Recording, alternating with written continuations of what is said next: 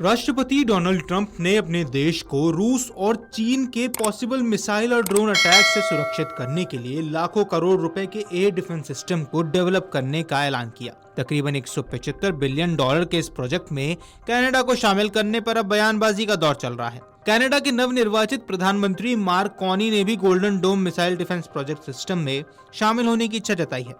अब राष्ट्रपति ट्रंप ने कनाडा के सामने विचित्र प्रस्ताव रख दिया है। ट्रंप ने कहा कि यदि कनाडा अलग रहकर इस प्रोजेक्ट में शामिल होना चाहता है तो उससे अरबों डॉलर खर्च करने पड़ेंगे।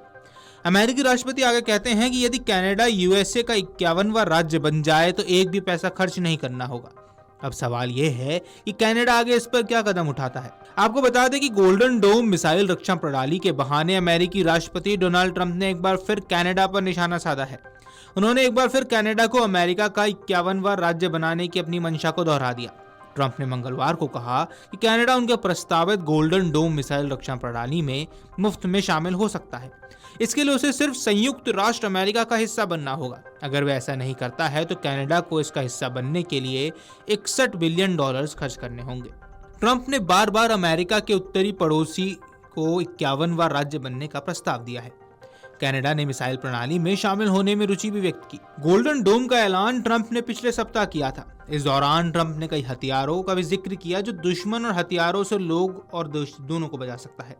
ट्रंप ने अपने ट्रूथ सोशल नेटवर्क पर पोस्ट किया, मैंने कनाडा से कहा कि जो हमारे शानदार गोल्डन डोम सिस्टम का हिस्सा बनना चाहता है उसे हमारी बात माननी होगी। अगर वे अलग राष्ट्र बने रहते हैं तो उन्हें 61 बिलियन डॉलर खर्च करने होंगे।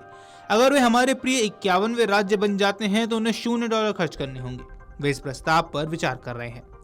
ट्रंप ने यह भी कहा था कि कनाडा मिसाइल प्रणाली में शामिल होने में दिलचस्पी रखता है।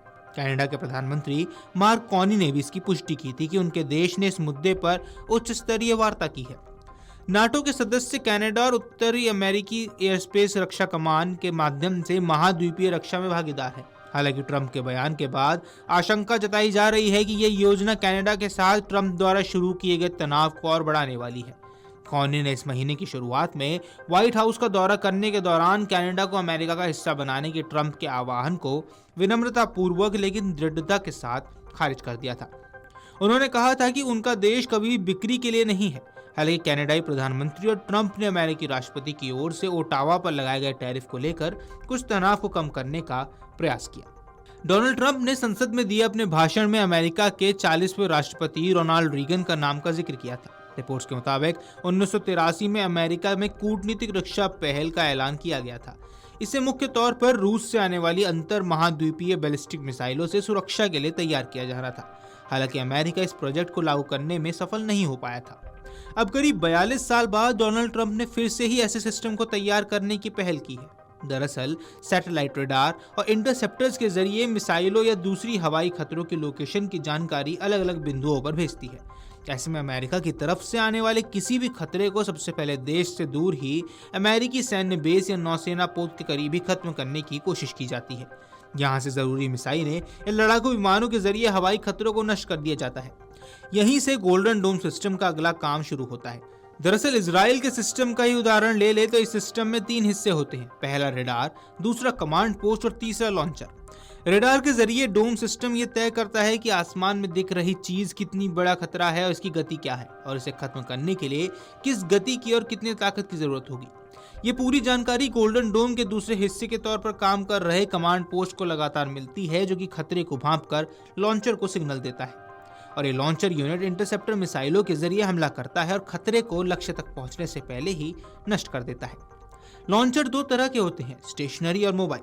स्टेशनरी एक ही जगह पर फिटेड सिस्टम होता है और मोबाइल को एक जगह से दूसरी जगह पर ले जाया जा सकता है, जिसके बाद अपने निशाने को ये ढूंढते हुए दिशा बदल लेता है और ये मिसाइलें हीट या मोशन सेंसिंग होती हैं और हवा में ही खतरों को नष्ट कर देती हैं। वहीं कमांड पोस्ट से इस पूरी प्रक्रिया पर भी नजर रखी जा रही है। बात अगर इजराइल के आयरन डोम की करें तो इजराइल का आयरन डोम सिस्टम छोटे से देश की रक्षा के लिए बना है। वहीं अमेरिकी क्षेत्रफल में इजराइल से 430 गुना और जनसंख्या में 35 गुना बड़ा है। यानी अमेरिका में इजराइल जैसे एयर डिफेंस सिस्टम को तैनात करना बड़ी चुनौती होगी। Video desk Amarujala dot com. अगर आप ये वीडियो YouTube पर देख रहे हैं तो हमारे चैनल को सब्सक्राइब कर बेल आइकन दबाएं और Facebook पर देख रहे हैं तो हमारे पेज को लाइक करें।